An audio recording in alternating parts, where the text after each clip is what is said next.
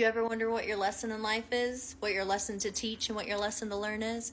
Why your soul is put into your body and why you are living the life that you are living? Well, hang on a minute and I'll teach you all about it. We have what are called our solar and lunar eclipses. Our solar eclipse is what lesson are we here to teach others, right? Our lunar eclipse is what lesson are we here to learn? So, I was born October 21st, 1990, okay? And so with that, I was born under the sign of Libra. Now, just because I was born under the sign of Libra does not mean my solar and lunar eclipses are going to be in Libra. In fact, my solar eclipse is in Cancer. What does that mean? Well, if you know anything about astrology and Cancers, I'm sure you can imagine what it's going to mean. But my mission in life is, in this incarnation, you are teaching people to understand, deal with, and express emotions, how to feel. A healer who affects the emotional body of those around you. This helps those you aid to feel more stable and secure in dealing with their feelings. You tend to draw to you those who don't understand their emotional problems because they are too connected to the external world. When confronted with problems on the emotional level, these people don't know how to react. Often, you unknowingly heal others by taking on the negativity of their emotional upsets. You have the ability to heal their emotions through absorbing the negativity into yourself, dissipating it, and then releasing the healed energy back into the universe. As a natural healer, you heal the emotions and the soul. You lighten people's hearts by giving them a shoulder to cry on. It relieves their emotional block, allowing the natural balance of their emotional body to emerge. So with that, my gift is to relieve my fellow beings of their emotional burdens and upsets. Listen to this, though. To facilitate this process, you have been granted the gift of being able to release this negativity back into the universe. The universe has promised to relieve your emotional burdens in return. You don't need anyone else to process them for you because as you take on and release the emotional burdens of others, your own emotional burdens are released too. You tend naturally to attract status quo, business-oriented, reputation-minded, stiff upper lip people. Since these individuals are unable to throw anything away, even their own negativity, and thus need a receptacle in which to deposit their emotional hurts. Due to their business orientation, they naturally need everything to have a usefulness, and consequently, they want even their emotional wounds transformed into something positive. You can facilitate this process. Your best bet is to recognize and respect the pattern with which those you are helping resonate. These are people with an accumulation consciousness, and they have a difficulty realizing that the accumulation of emotional debris is a negative process.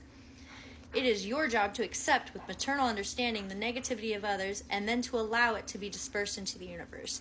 What does that mean? Does that mean that I allow people to come in and just dump all their baggage onto me? Absolutely not. I am not a garbage pail. But what it means is that I take what they're saying and I have to be understanding to the fact that they're going to feel things a lot differently than I can. In fact, it's probably going to be a lot more toned down than what I actually feel. So throughout my life, I did very much attract very unemotionally cold people. I was born to a father that didn't want me, pretty much abandoned me at birth. I was adopted by a man who super emotionally detached.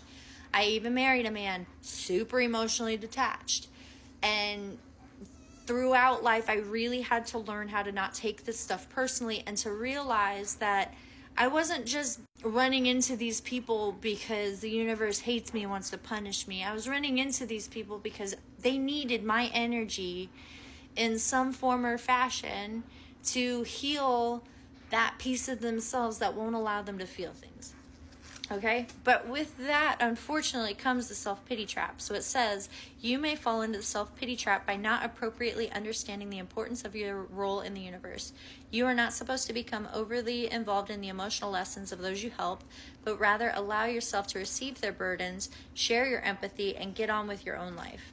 So, what does that mean?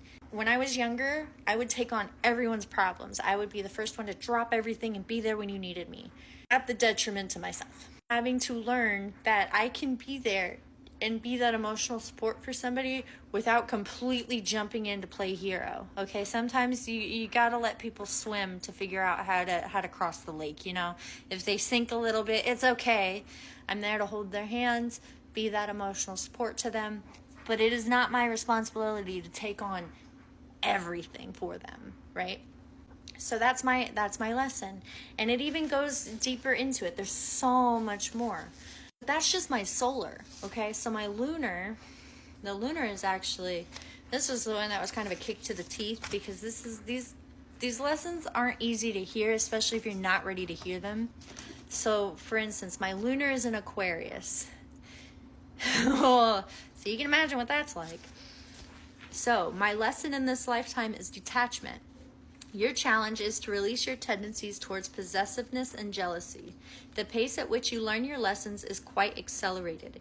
It is essential that you allow things and people to flow through your life, because you need to experience a great deal in this one incarnation. Nothing is allowed to crystallize in this life experience. Also, it is not permissible for you to consider only yourself when making decisions. The good of the whole is to be your main consideration, and the universe will take care of your personal needs when you are fulfilling this role. If you can learn this detachment during this lifetime, it is not necessary for you to return to the earth plane. So that's cool. If I can figure it all out, I don't have to reincarnate. That would be kind of cool, because I don't want to do this again. I would very much like to just be up in the clouds and watching everybody else struggle. Not really, but you know what I mean. So past life influences. Part of your lesson is learning to detach from old set patterns of thinking. You are coming from a past consciousness of royal heritage, not necessarily of being a king or queen, but set family patterns of you must do this because it is what your ancestors have always done. So it's not saying that I was royalty. It was just saying that we had a very ancestral line, right? A very set way in doing things, which is true. I have a very long line of generational trauma that's pretty much repeated. And it's kind of crazy when I compare my mom's life to my life, and then my grandmother's life to my mom's life to my life. Kind of scary. It says you are learning to detach from belief systems that held you down in the past, whether they were imposed by religion, family, or society. You realize that you do not need to conform to the beliefs of others. As long as you keep the good of the whole in mind and do not hurt others, you have the right to explore and enjoy your natural desire to experiment with life. Unfortunately, I learned this kind of late, so I did end up hurting a lot of people as I was trying to explore and find these pieces of myself. But now that I have recognized that, I can be conscious of it when I'm making decisions of, oh, I think I want to try this next, right? So for instance, one of the things that I find to be completely breaking away from the norm in my family is my love for tarot, for the occult, for things that are outside of the norm, right?